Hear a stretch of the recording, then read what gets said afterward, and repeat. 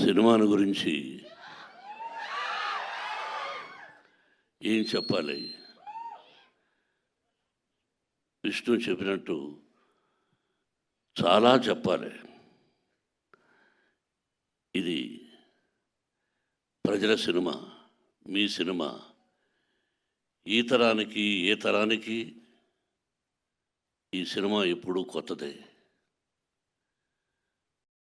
భక్తిభావం, ఆ భక్తి ఎలా వచ్చింది, ఆ దూర్జటి మహాకవి ఎలా రాశారు, శ్రీ కాళహస్తీశ్వర మహత్యం అంటే ఏమిటి, దాన్ని ఇంతకుముందు ఎవరు తీశారు, మళ్ళీ ఏమిటి కొత్తగా చూస్తున్నారు వీళ్ళు అనేది ఈ సినిమాలో ఎంతో వ్యయ ప్రయాసలకు కష్టం. అంటే ఎంతైనా ఏదైనా ఏ సినిమా అయినా ఒకటి కష్టం. ఈ సినిమాలో అతిరథ మహారథులు పేరు పేరున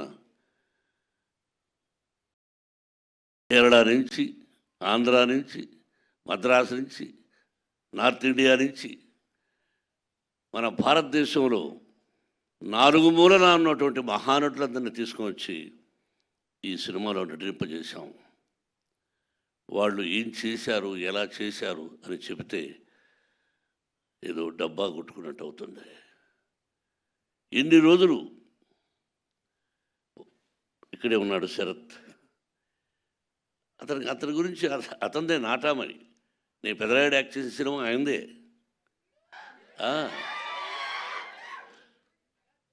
ఆయన ఒక రాజ్యసభ సభ్యుడుగా ఉన్నారు. ఆయనకు ఒక పార్టీ అధినేతగా ఉన్నారు. ఈరోజుకి ఏ పాత్రనైనా అవలీలగా పోషించగలిగినటువంటి మంచి నటుడు, నాకు సోదరుడు.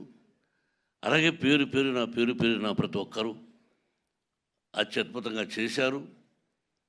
ప్రజలు చెప్పాలి, మీరు చెప్పాలి. ఈ టీజర్ చూసిన వెంటనే ఇది ఓన్లీ భక్తి చిత్రమే కాదు, అన్ని రకాల విష్ణుబాబు చెప్పినట్టుగా ఒక చరిత్ర, భగవంతుడు, పరమేశ్వరుడు, అంతే.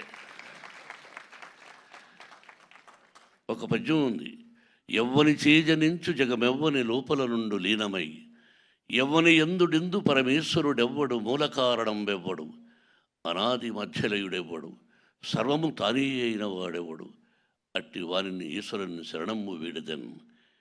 అంటే అక్షరం ఎక్కడైనా అక్షర దోషాలు ఉండొచ్చేమో. ఇప్పుడు పెద్దవాళ్ళ శిక్షలో చదువుకున్నాం.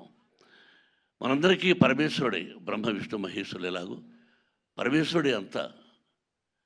ఆయన ఆజ్ఞ ప్రకారమే మనం అంటుంటాం ఇళ్లలో, శివుడి ఆజ్ఞ లేనిది సీమైనా కుట్టదని. సామెతలు మనం వింటుంటాం, మన అమ్మ నాన్న చెప్పారు, అంతే. ఆయన పర్మిషన్ లేనిదే ఈ సినిమా తీసుంటాం. ఆ భగవంతుని ఆశీస్సులతో సినిమా తీసాం. మీరు ఇంకా ఎన్నో ఫంక్షన్స్ చూడాల్సి వస్తుంది కన్నప్ప ద్వారా. ఇంకెంతకంటే ఎక్కువ నేను మాట్లాడదలుచుకోలేదు. మీ అందరి ఆశీస్సులు నిర్మాతగా నాకనే కాకుండా ముఖ్యంగా నా బిడ్డకు విష్ణుకి, విష్ణు టీంకి మీ అందరి ఆశీస్సులు కావాలని కోరుకుంటున్నాను. Thank you very much.